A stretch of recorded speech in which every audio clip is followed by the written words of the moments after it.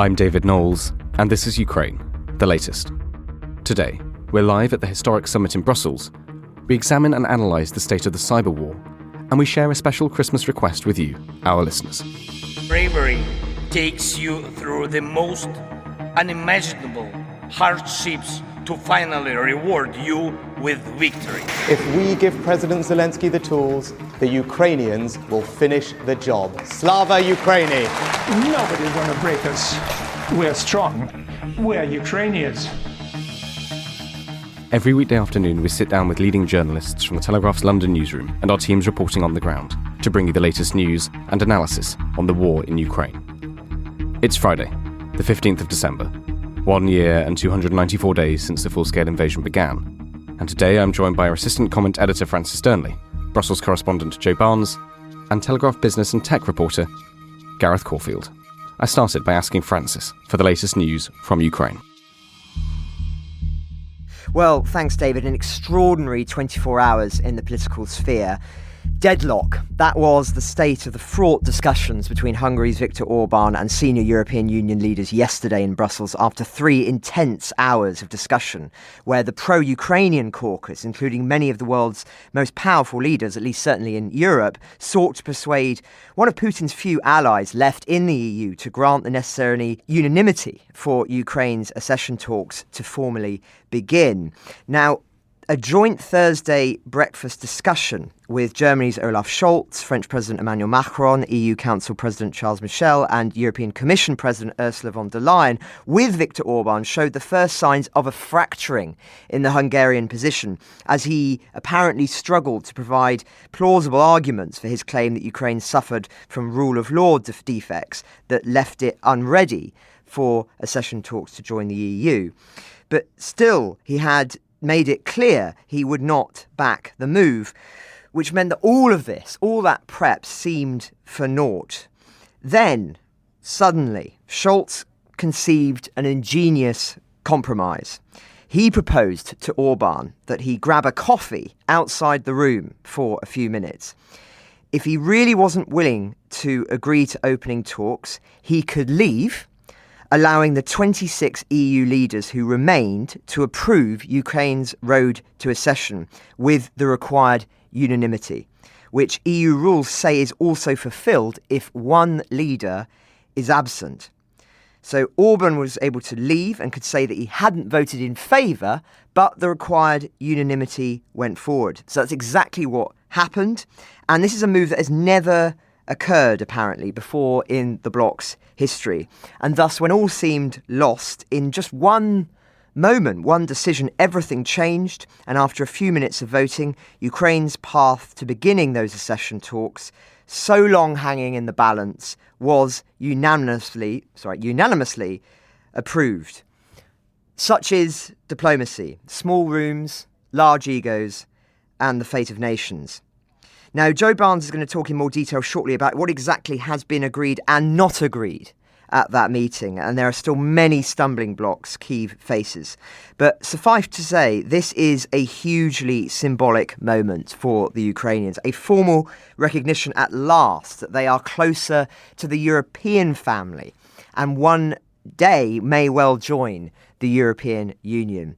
Given that a core motivation for this war was Russia trying to stop Ukraine's tilt westwards, it marks a significant blow for that ambition. But for more detail on those extraordinary events, I recommend checking out the Politico coverage of the last 24 hours. They spoke to officials who were in the room, hence how we know exactly what occurred. But before we turn to those events in more detail, let's just quickly look at the front lines. We've learned more about the attacks on Kyiv yesterday. Russia appears to have fired a salvo of hypersonic missiles in what is a rare daytime attack. So Ukrainian television channels reported shortly after 2 p.m. that 6 missiles had been fired on the country after the end of Putin's call-in press conference, almost certainly deliberately timed. Now, 2 explosions were reported in Kyiv by the AFP news agency and independent Russian outlet Meduza, which said that the strikes also hit an airbase 150 miles to the west. as a testament to just how far the Ukrainians have come in their air defence, no one was killed. It seems that there was successful operations to deflect those operations, or at least to prepare the public for the likelihood of them occurring. Now, in other news, the Institute for the Study of War are reporting Russian forces conducted another series of drone and missile strikes against port infrastructure in southern Ukraine on the nights of the 13th and 14th. The Romanian Ministry of Defence also noted that one drone fell on an uninhabited area near Grindu, a small settlement in Romania on the Ukraine-Romania border. So things are still rather hot where Roland was a few weeks ago. Now, lastly, in this military segment, drone footage reportedly taken from western Zaporizhia Oblast shows Russian forces using Ukrainian prisoners of war as human shields in an apparent violation, yet another, of international humanitarian law. This is coming from Radio Free Europe and Radio Liberty, who stated on the 13th of December that it received drone footage from Ukraine that shows Russian soldiers covering themselves behind Ukrainian POWs as they advance on Ukrainian positions near Robotyne. Now, the Ukrainian POWs in the video appear unarmed, while the Russian soldiers force them forward at gunpoint. And at some point, a Russian soldier fires at and apparently kills the Ukrainian POW as the POW tries to run away. Now, the Ukrainian Prosecutor General's office has initiated criminal proceedings on this violation of laws and customs of war based on the video. To be clear, the Geneva Conventions prohibit the use of protected persons as human shields to protect against attacks or prevent reprisals during an offensive. And POWs are specifically classified as protected persons under said international law. So that's where we are in the military sphere, but there are some more political updates after Joe covers in more detail the extraordinary events of yesterday, which, by the way, Joe, credit to him, predicted. I remember on a couple of weeks ago on the podcast, we were talking about this very question, and I asked Joe point blank whether he thought, to put him on the spot, whether eventually, after the wrangling, that Viktor Orban would grant the talks, and he said yes. It was looking very dicey, but he was correct. So credit where credit's due, Joe. Absolutely. Thank you very much, Francis Durnley. Joe Barnes, you're on the ground in Brussels. You're at this meeting. What can you tell us about how yesterday and today unfolded? Wow, yeah, superb coverage, Francis. You put me out of a job, sir. But yeah, and I recommend reading our coverage as well as Politico's. It's much better. So I think the headline news is, yes, the membership offer, but that is sort of a decades in the making process. So the real headline, I think, from the talks last night was Viktor Orban blocked what was a 50 billion euro aid package to Ukraine and then threatened to derail Ukraine's EU ambitions in the future. So talks over this economic assistance deal dragged into the early hours of this morning, a summit we can call tense, fraught, tumultuous. And basically that aid, which is worth 17 billion euros in grants and 33 billion euros in loans for the next 4 years, is increasingly seen as vital for Ukraine's war-stricken economy because Joe Biden's and the US's own $60 billion aid package is also delayed. And as we covered, so Orban did fail to block a decision formally to open Ukraine's membership negotiations. Also, it was announced that Moldova would be granted accession talks and Georgia would become a candidate to join the EU. So let's look into what Orban was really trying to achieve. So he's got a great and long history of using clashes with the EU for domestic political gain. He confirmed he came out and blocked the aid package, which is actually, and it has created some criticism for the European Commission because they bundled that in a wider top-up of the EU's budget, which basically contained extra money for defence, migration and sort of other domestic EU issues rather than the geopolitics of supporting Ukraine. Viktor Orban essentially blew his cover and said the reason he was blocking it is because he believes that the EU still owes him money. Before the summit, the Commission announced that it would free 10 billion euros in funds which were frozen and withheld from Budapest over fears of an erosion of democracy and rule of law in the country. But Hungary is arguing that there's actually 20 billion more that needs to be given. And EU leaders are going to reconvene in January, we believe, for another summit and another attempt to get this budget deal going. So what else happened? So, yeah, as I said, they're due to return to Brussels in January, early next year. actually, most people are quite confident that this deal would get over the line. And if they didn't, they acknowledged that Mark Rutte of the Netherlands, Leo Varadkar, various people said, look, we will do it on our own as a intergovernmental agreement rather than at EU level with Hungary involved. But yeah, let's look at more of the details of this meeting and Olaf Scholz and his really interesting, fascinating intervention that he has made. Because Olaf Scholz, one of the criticisms of him since taking over the reins of German Chancellor, is he has never replaced the political heft of Angela Merkel, who was seen as a brilliant negotiator, wheeler, dealer, someone who knew how to really work the room in Brussels on other international meetings. So they had basically been talking for, I think, 8 hours maybe, and Viktor Orban had basically been trying to convince EU leaders that Ukraine didn't deserve to start accession talks, and they that because they were corrupt, they hadn't met any of the reforms demanded of them, etc. But yeah, what was interesting was that obviously every of the 26 other EU leaders said, no, look, we don't buy it, Victor.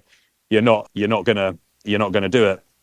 And so on the sidelines, Olaf Scholz grabbed, and this is speaking to diplomats and officials in the room in the meeting, grabbed Viktor Orban and said, look, come on, let's go and have a discussion. I think you, as Francis said, should step out, go for a coffee, go have some alone time.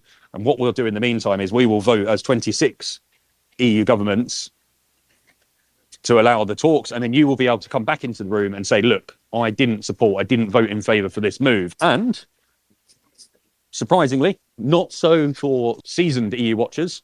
So unsurprisingly, Viktor Orban eventually folded and said, you know what, I'm not going to convince you to change your mind, so I am just going to let you put this through. And it is the first time this so-called constructive absence has been used by EU leaders in the history of European Council meetings. And that was a very excited Jan Wert, a veteran journalist covering EU affairs, and he's written several books on the European Council itself as an institution. He ticked up in a sort of a shared signal group that we all have amongst journalists saying, look, guys, it's the first time, I can assure you. So yeah, really interesting. And the ideas actually has sort of given Olaf Scholz some plaudits. So Volodymyr Zelensky came out and said, look, I thank Chancellor Scholz for his personal efforts and Germany for its leadership. Inside the meeting, Mark Rutte, the Dutch Prime Minister, said, I can tell a political move when I see one. Olaf pulled it off. But yeah, look, but just despite the celebrations and people are genuinely really happy about this. It was spoken about as historic. Ursula von der Leyen said it was a really important strategic move to get Ukraine closer, because basically the reforms that the EU requires to join also help Ukraine secure more private sector investment, more international investment from other people, because it basically shows that they can be trusted to do business with. Yeah, but despite that celebratory mood in Brussels over the decision, Mr. Orban then came out and threatened that he could still derail the process. He posted in a social media video while the leaders were in the room doing this, and he was off for his coffee. He said, Hungary is not modifying its position, but 26 member states were adamant this decision must be made. So Hungary decided that if 26 decide so, they should go on their own path. Hungary does not wish to participate in this bad decision. Then in an interview with the Hungarian state broadcaster this morning, the state radio station, Viktor Orban said he would have about 75 occasions to block Ukraine's accession to the bloc. He was going through and basically saying, look, the Hungarian parliament can do it at this and that stage, whatever.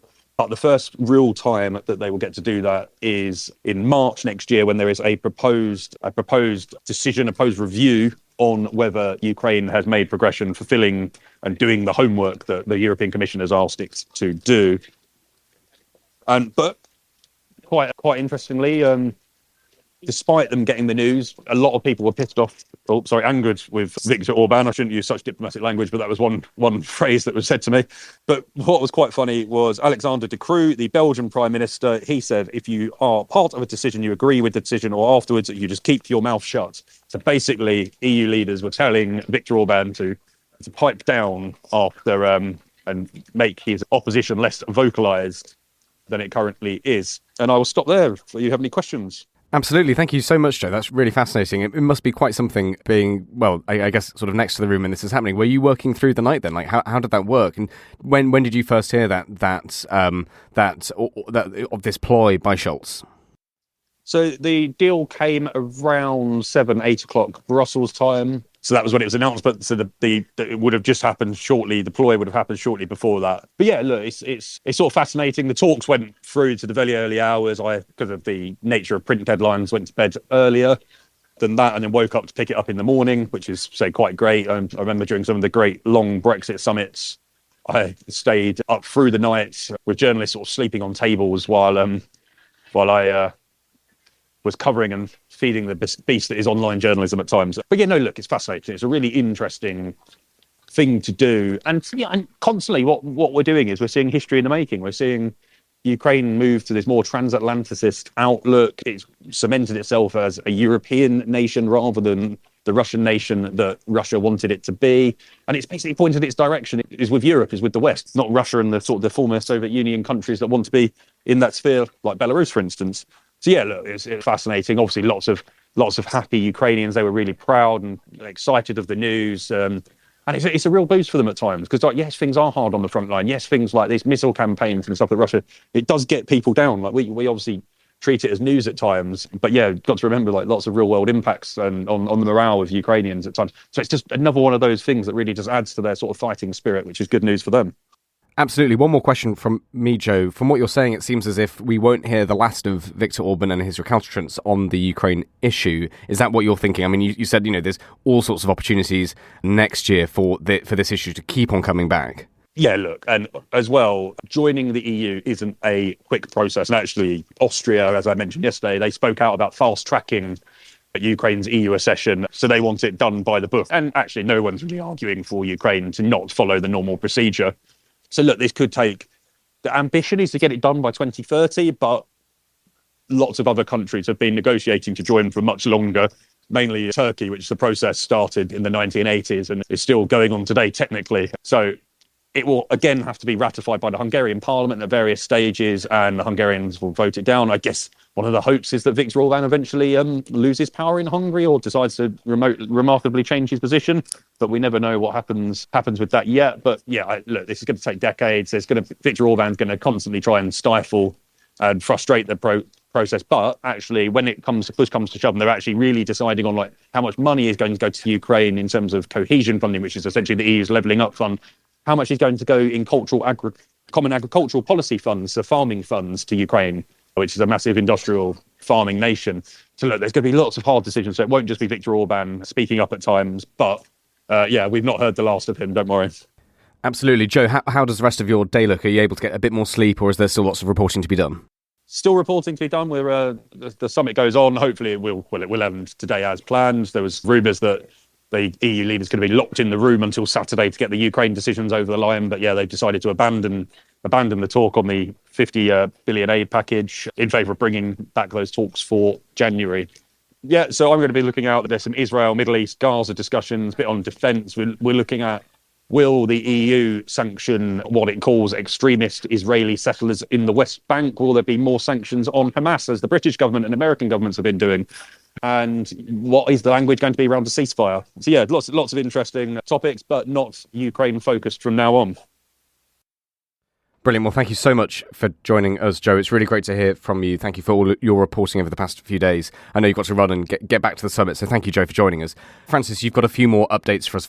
Yes, thank you, David. Just a few other political ones before I give an announcement to listeners. So Ben Farmer has written a detailed look for us at the Telegraph about the latest on the Wagner mercenary group, which has earned at least £2 billion, about $2.5 billion, for the Kremlin from the African gold trade since the invasion of Ukraine, according to new research estimates. We've spoken in the past about how Wagner is the Kremlin's de facto representative on much of the continent, earning billions from murky gold investments to help bankroll Putin's assault. The Blood Gold report by a research team led by the African-European relations expert Jessica Berlin, someone who will be well known to anyone following this war on social media, as hers is one of the most impassioned voices on the subject there, accuses the group of generating more than £80 million a month in the Central African Republic, Sudan and Mali. They said the group operated differently in each country, but had drawn up a general playbook for exploiting unstable African nations. And in each case, Wagner had approached authoritarian leaders, offered security assistance to prop them up, in return for access to the profits of the gold industry. Now, this won't come as a surprise to listeners. We've talked about this several times in the past, but I mention it here because anyone who is really following this closely will want to read that report. Now, another subject we've talked about in the past, also worthy of updating listeners on whenever we can, is the BBC have looked deeper into the question of Russian propaganda campaigns on social media. So they claim to have uncovered a Russian campaign involving thousands of fake accounts on TikTok spreading disinformation about the war. Its videos routinely attract millions of views and have the apparent aim of undermining Western support. TikTok have said it's taken down more than 12,000 fake accounts originating in Russia, including nearly 800 uncovered independently by the BBC. The effort appears to have been coordinated, according to the BBC. Sometimes videos were released by different accounts on the same day and featured identical or very similar scripts, and during the investigation they found consistent circumstantial evidence pointing to a possible Russian origin of the network. This includes linguistic mistakes typical of Russian speakers, including some Russian phrases that are not used in other languages, some echoes of Enigma, if anyone knows what I'm talking about there. Many of the videos analysed by the BBC targeted Mr. Reznikov and, of course, Zelensky and other Ukrainian officials, portraying them as obsessed with money and uncaring about ordinary Ukrainians or the war effort. This is despite the fact, another piece of news, that Ukrainian anti-corruption investigators have raided a €4.4 million Spanish villa of a military enlistment chief accused of exploiting his position to earn millions of pounds worth of money. Personally, Yevhen Borisov, the former head of Odessa's enlistment office, has been under investigation for corruption since July and in pre-trial detention since November, the Kyiv Independent reports. The heads of every regional army enlistment offices were, of course, fired by Zelensky in August after a probe prompted by the revelations, and this gentleman could face up to 12 years in prison if found guilty. Further evidence, as I say, if needed, of the anti-corruption work that is ongoing in Ukraine, and of course is essential to the granting of those accession talks. It's what gave the European Commission the green light to say that Ukraine is doing enough to try and stamp out institutional corruption, which was one of the barriers for Ukraine entering the discussions of future EU membership. Though, as Joe said very much rightly, this is going to take a very long time indeed. This is not a short-term project, but nonetheless it is symbolically valuable. And just on the question of Russian disinformation, something we've talked about in the cyber context as well today, I do want to return at some point to the question of YouTube and video providers, because anecdotally, there seem to be many videos on Russia-related material, including some of our own, being flagged, which means they get taken down for certain users. And many people believe that there are deliberate operations by bots designed to silence, or at least to try and reduce the spread of voices deemed unhelpful. It's very hard to prove definitively, but I do find it extremely worrying that so much power can rest on the whims of algorithms and automated flagging systems, etc., that can demonetize videos and take them down for what are inaccurate violations. But that is a debate for another time, and I know we've had many listeners write in on this subject, so I'm grateful for that, and I'll say it would be great to do a deeper dive on that at some point. But just got a quick announcement, David, if we've got time. Absolutely. Well, just very, very quickly, Francis, just before you say that, I mean, to give a very good example of this, listeners may recall I used to be head of social media here at the Telegraph, and it would be very simple. We go live on Twitter. I can see the users listening right now. I can see the usernames, the profile pictures, and so on and so forth.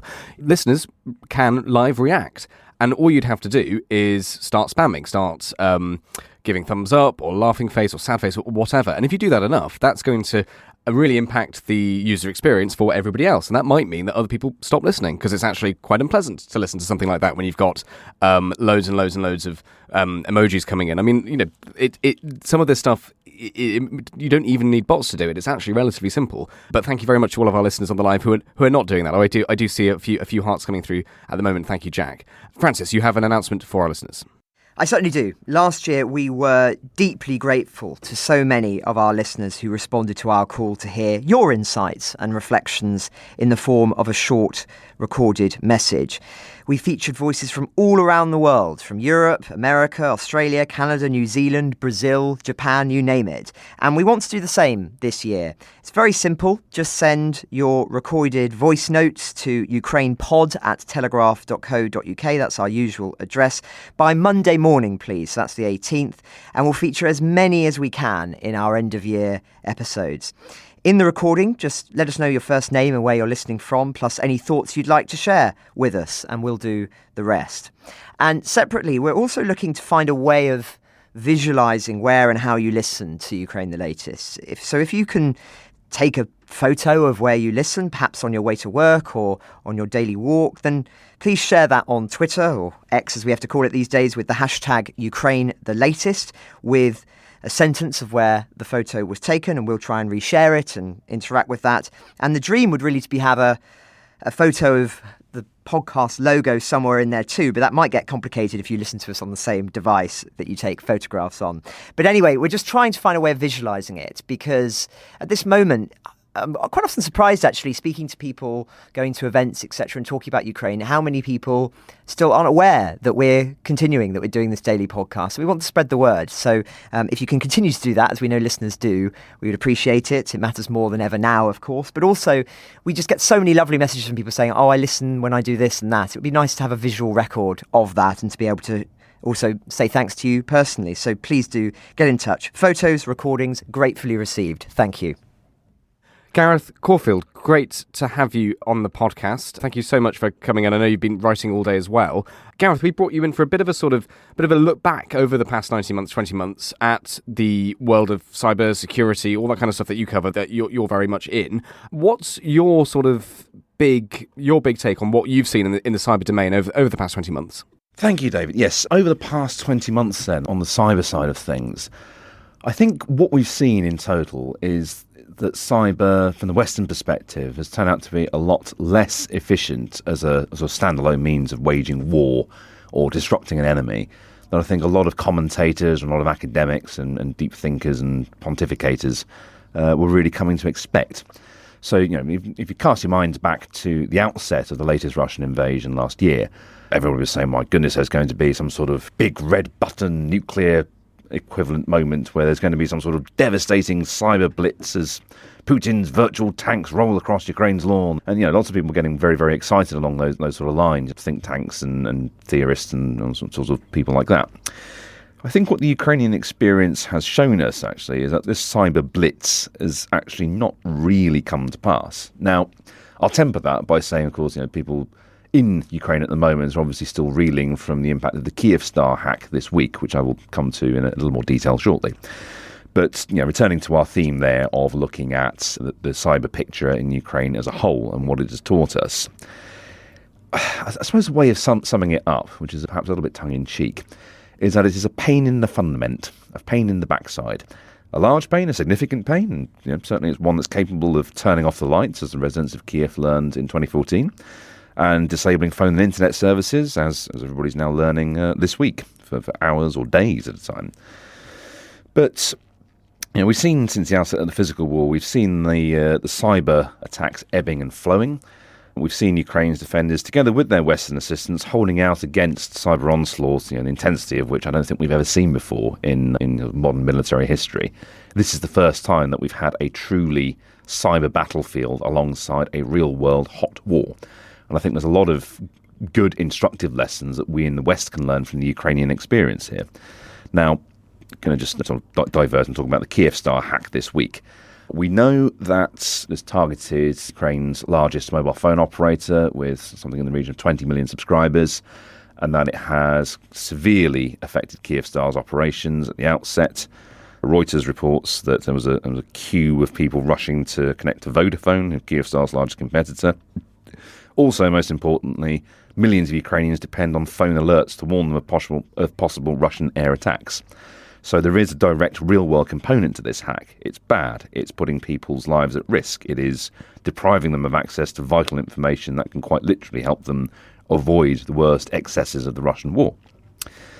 But to take a sort of slightly more positive focused view of this, We also know, thanks to the last 20 months of experience, that the impact of these cyber attacks is usually fixed within a matter of days or potentially weeks.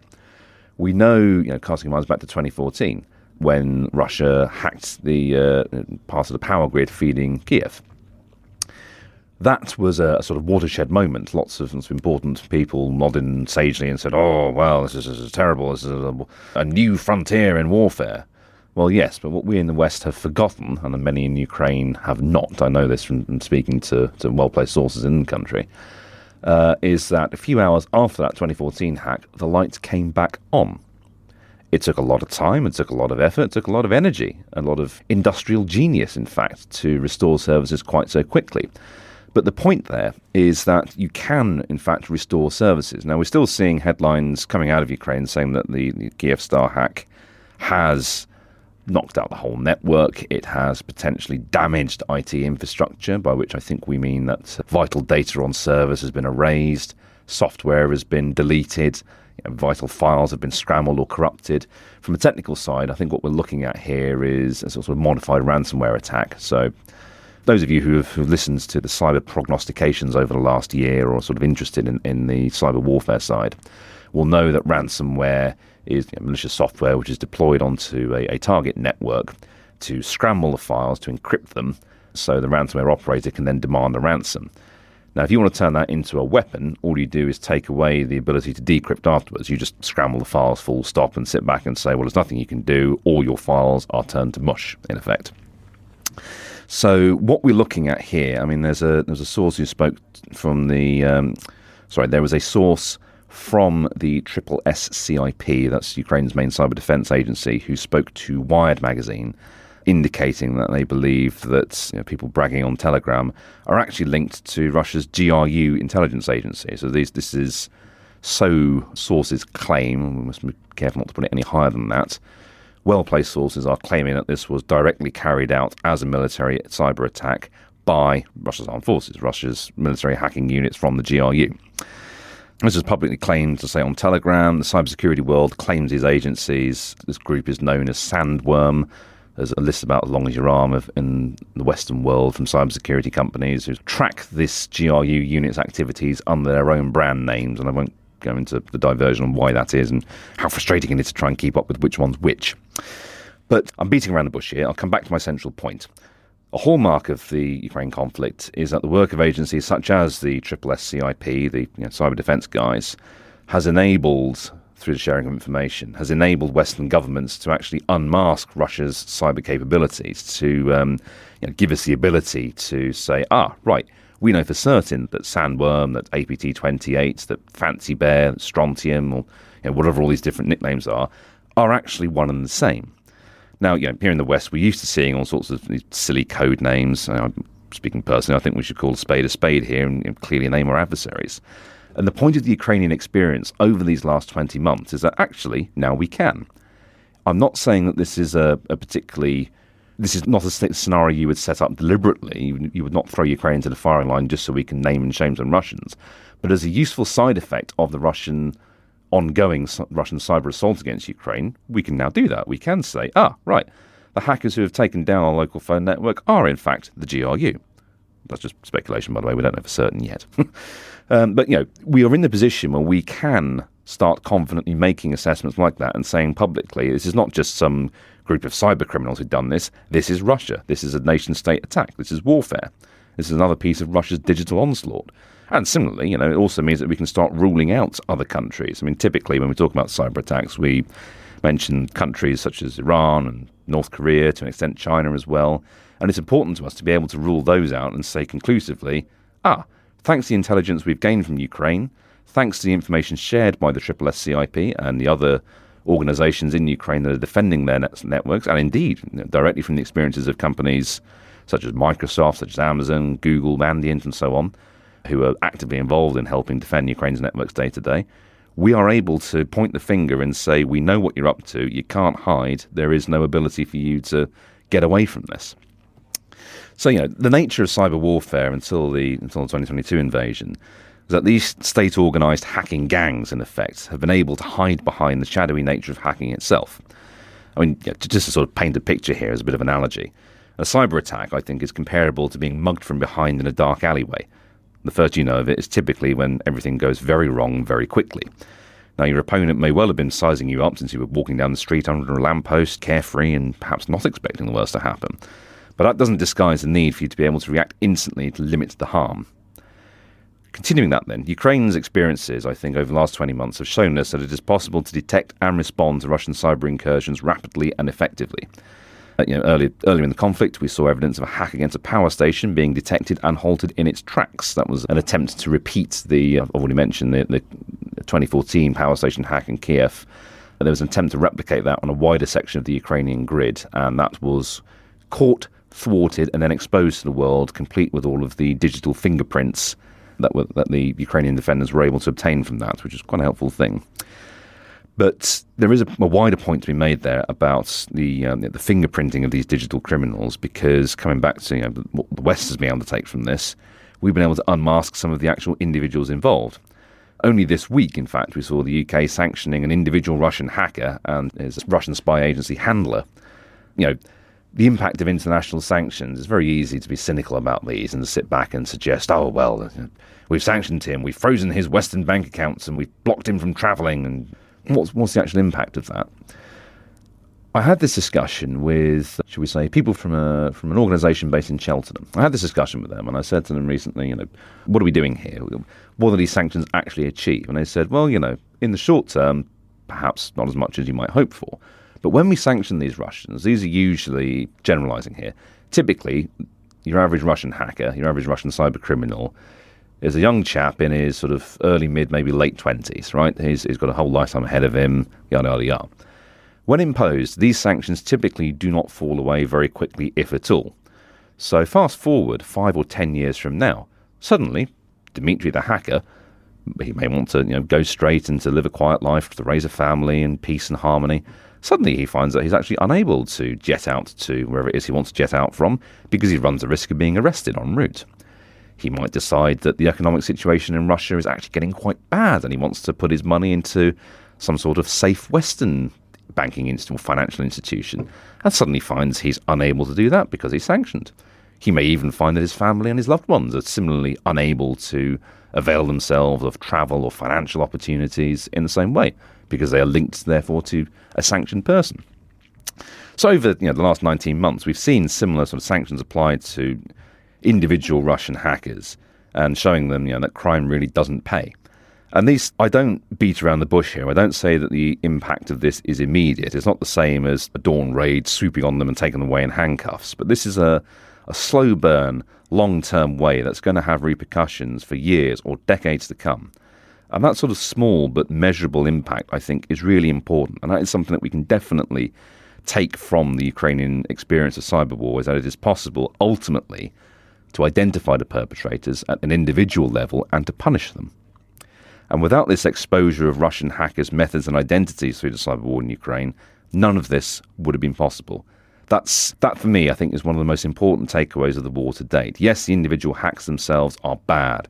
Yes, we see lots of detail being released by Ukraine's cyber defenders. We see intelligence being swapped. And on the flip side, we see Russians getting onto Telegram and boasting and bragging about DDoSing distributed denial of service attack, knocking out a website, or, stealing personal data and dumping that on a dark web. That is bad. That is objectively bad, and it is disruptive and harmful for the people who are subjected to it. But again, every single time they make a cyber blow against Ukraine, they expose a small part of what it is they do and how they do it, and that helps build up an intelligence picture, which the SSSCIP and others have been very, very good at seizing on, capitalising and turning to good effect, passing along to their Western partners and being able to say, hey, in the long run, these guys are really going to regret what they've been up to. Your youthful indiscretions, chaps, are going to follow you for a lifetime here. So yes, David, I'm afraid that turned into a bit of a monologue there and a bit of a diversion down the path of international sanctions. There's a little bit more I wanted to say as well, but I wonder if that's a good moment for me to pause and have a sip of tea and re-lubricate my vocal cords. Absolutely the best time. Thank you so much, Gareth. That's really fascinating, just sitting here listening. I'm sure Francis might have questions as well, but just one from me. Right now, 20 months, 19 months into the full-scale invasion, what do you think are the capacities of Russia's cyber capabilities? Is it still particularly fearsome, or has the threat been blunted? What's your take there? I think the Kyivstar hack has shown us that they're very much a real and present threat. It is... I love this is a trap I've fallen into myself occasionally. It is tempting to see the cyber activity receding into the background and thinking, oh, well, it's not the equivalent of a missile being launched or a bomb being dropped. It's not directly contributing to loss of life. However, as I said at the beginning, the Kyivstar hack shows us that the Russians are still highly capable and are able to infiltrate what by any measure at this point is going to be one of the best defended cyber targets on the planet, Ukraine's main telco, main mobile phone network. So they're still potent. They're still very much there as a present threat. It's not something that Ukraine can afford to turn its back on and shrug and say, oh, well, we've seen the worst they've got. There is always more to come. We in the West, similarly, should not be turning our back on the Russians and saying, oh, well, they're a busted flush now. We've seen all their cyber techniques. This is one of those wars that is constantly evolving, innovating, becoming ever craftier in ways of achieving bad effect. So, yeah, they're still a potent force. We know the GRU may well have been behind the Kyivstar hack. Certainly, that's the indications we're beginning to get here now. We know that the FSB, the Overseas Intelligence Agency, has been carrying out operations against the West in the hope of gathering intelligence that can be turned to good effect on the battlefield by Russia. So, yeah, there is still a clear and present danger. There is still a capable threat, and the Russians are learning as they go. They are evolving their attack techniques. They are evolving their tradecraft. I mean, at the outset of the war, a lot of cyber experts were saying, oh, actually, we thought Russia was a bit more advanced than this, but it's all a bit sort of bitty basic plodding along. 20 months later, I'm not so sure that's still the case. I think we do still have a very clear, advanced adversary who is ruthlessly determined to fight, to digitally fight, and to win there, David. So that's my assessment. Clear and present danger. You mentioned there, Gareth, that cyber war perhaps has not lived up to the expectations in the grandiose sense. But do you think it's possible that we're at the teething stage of cyber war, in the sense that this conflict is showing what might be conceivably possible, and that it's an experimenting phase, sort of like tanks in the First World War before, they explode into being hugely pivotal to how the Second World War is fought? Are we at a teething stage, or do you think, actually, that we're seeing the extent of what cyber war can achieve? Relatively minor probing attacks that can have an influence, but are not those absolute game changers and decisive outlays that some people predicted in the way that you describe? There's a philosophical view of the cyber war, which I personally subscribe to, is that any kind of cybersecurity activity is basically about raising cost. It's about making it too expensive, too difficult for your adversary to bother, basically. So, at the very simple end, it might be simple to, pick up a friend's phone and muck around with it and send false emails pretending to be them. How do you deter that? You put a password on the phone. You put a PIN code. You put a Face ID or whatever. You scale that up. You go to enterprise-level cybersecurity defenses, managed detection and response systems of varying utility, AI-powered systems to build up a picture of current network activity and to jump on anything that looks unusual instantly at the point where it occurs, rather than perhaps in an incident log reviewed at the end of the day or at the week. So I think the idea that we're in the infancy is probably not true. I think it's now becoming a more mature field. We are seeing a sort of consistent set of what cyber and military folk call TTPs, tactics, techniques, and procedures. We are seeing that ultimately there's a recognition by the Russians that cyber power has to be integrated into conventional battlefield operations, bombs, guns, and missiles, to have a lasting impact beyond the few days. Current expectation is that Kyivstar, returning to that hack this week, will be able to rebuild its networks to a greater or lesser extent and to restore a level of service to continue. It's not the same as dropping bombs on all of their data centers, which, by the way, Russia actually did at the outset to great effect until the West was able to step in and help. So, yeah, we're seeing a maturing of cyber war. We're seeing an understanding in the West that cyber war is not as potent as it may well have been. It's not this magical big red button you can push to make everything stop instantly. We're settling now, I think, into a sort of pattern of life where we know the general features of an attack. We know, broadly speaking, what's going to happen, what the likely outcomes are, what the potential routes of entry and so on are going to be. So, yeah, it's maturing, it's growing. I don't think we're going to see a significant escalation yet. I mean, the Kyivstar hack is bad, but viewed from 30,000 feet, you've compromised one organisation, one telephone network. It's not the same as if you had completely wiped out, dropped the equivalent of a neutron bomb and neutralised every electrical device in the country, right? Cyber probably, hopefully, never will be capable of that. So I'm hopeful that this is as bad as it gets, to be honest with you. Well, thank you very much, Gareth, for speaking to us. Two quick things. Gareth, this is your last time on the podcast. Thank you so much for all of your work with us. You'll always be welcome in the future. Thank you so much. Thank you for all your work. I'm sure listeners will miss your voice and miss your reporting on cyber. Do you have any final thoughts for us, and what comes next? How can people reach you and follow your journalism in the future? Thanks, David. I'm hopeful that I will return to the pod. More of that anon. But for the moment, I am on Twitter, obviously, as all of our live listeners know, at GazTheJourno. Nice and simple, nice and straightforward. That's GazTheJourno. I'll continue to write about cyber stuff. I will continue to talk about the interesting cyber stuff. And my plans at the moment include doing a little bit of blogging about it. So whereas I might have done ruthlessly well-informed Telegraph journalism to a very high degree, sometimes in cyber, it's a very grey field, and it's nice to have an outlet to just note down some thoughts and go, oh, that looks interesting, on which I also do a bit of on Twitter as well. So those are my main outlets. I'd also be posting on LinkedIn. I'm under there as my full name, Gareth Caulfield, nice and simple. But I hope and am fairly confident that this is not the last you'll have heard of me. Like James Bond, I will return. Gareth Caulfield, sincerely, thank you so much for all of your work. And just very quickly, have you seen the cyber compromat of Francis's karaoke at yesterday's Telegraph Christmas party? Have you seen that video doing the rounds yet? I have not seen the compromat of Francis's karaoke performance at the Telegraph Christmas party. And you never will, Gareth. I have my ways, I have my sources. Whether or not you want me to see it, I will. Thank you very much, Gareth. Francis, would you like the very final word? Well, thanks, David, for humiliating me amongst our listeners. Much appreciated. I'm dreading now that it's going to get shared on X. But I was rather proud. And for anyone wondering, it was the Beatles' Twist and Shout. And it had the room in ecstasy. Anyway, it's been a while since I had the chance to read some correspondence from a listener. And I've been wanting to read this one for some time. So I'll read that now. Dear Ukraine, the latest. I won't specify my name, but I'm Ukrainian, 25, living in the central part of the country. I've been an active listener of your podcast for about 8 months. It's hard to keep track of the time because living here feels like a limbo. I've been meaning to write to you for ages. There are many Ukrainians listening to the podcast. Here's my story. On the day of the invasion, I was woken up by my parents saying Russia attacked us. Everyone was shocked but me. Of course, I didn't know for sure, but had been watching some American news, so I had a picture of what might happen.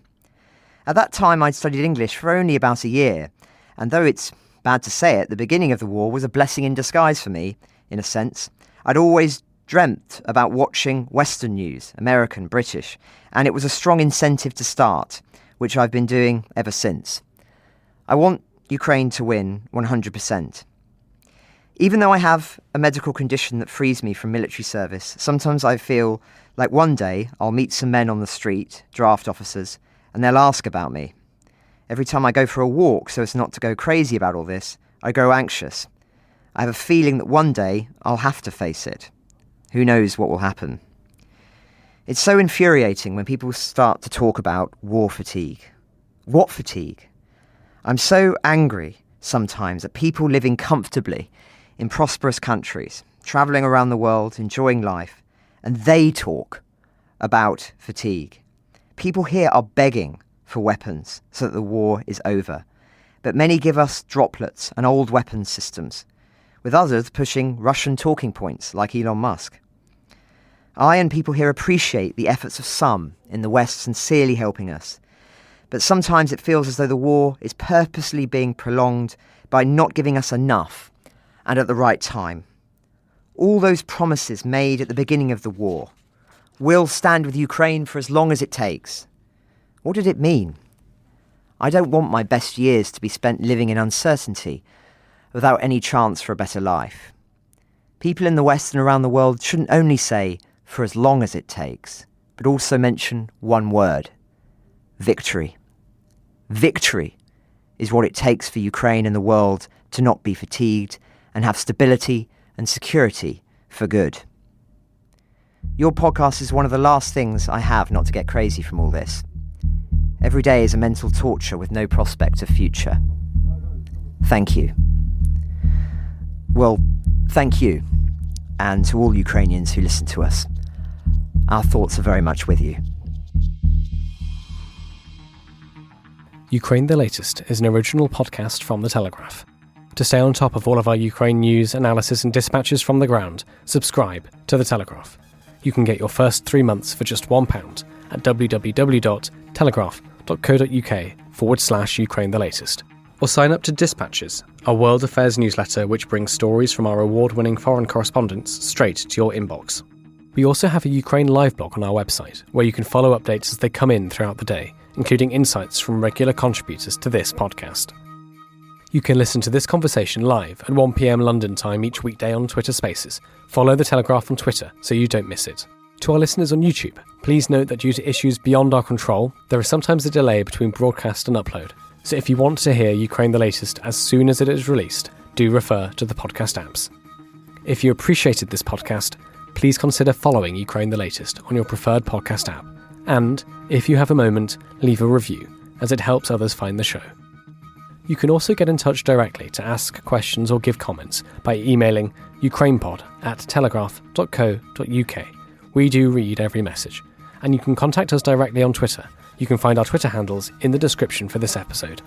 As ever, we are especially interested to hear where you are listening from around the world. Ukraine the Latest was produced by Giles Gear, and the executive producers are David Knowles and Louisa Wells.